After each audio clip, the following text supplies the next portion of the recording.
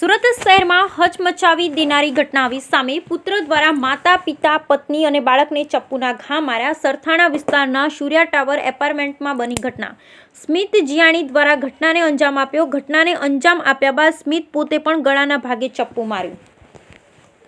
ઘટનામાં પત્ની અને બાળકનું થયું મોત। માતા પિતાને સ્મિત હાલ સારવાર હેઠળ। સરથાણા પોલીસ ઘટના સ્થળે પહોંચી પરિવારમાં અંદરો અંદર મન દુઃખ બબાલ ચાલતી હતી, જેને લઈ સ્મિત દ્વારા ઘટનાને અંજામ આપ્યો હોવાની વાત મૂળ અમરેલીના સાવરકુંડલાના રહેવાસી। Bureau report Sunil Ganjawala, Surat.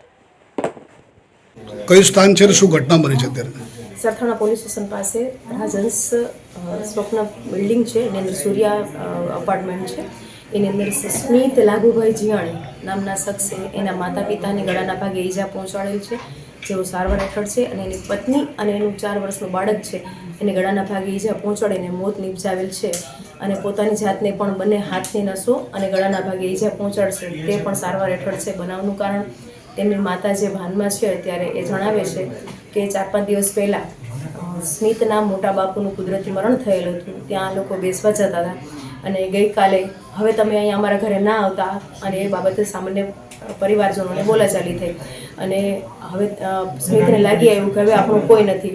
એમના માતાના કહેવા મુજબ મારતી વખતે પણ હવે આપણું કોઈ નથી, હું એકલો થઈ ગયો, હવે આપણું કોઈ નથી, હું એકલો થઈ ગયો, આવું કહી અને તમામને ઈજા પહોંચાડે છે, ને 2 જણને મોત નિપજાવેલ છે। કયા વ્યવસાય સાથે સંકળાયેલો હતો? સ્મિત જે છે ઓનલાઈનનો બિઝનેસ કરે છે એવું માતાએ જણાવેલ છે।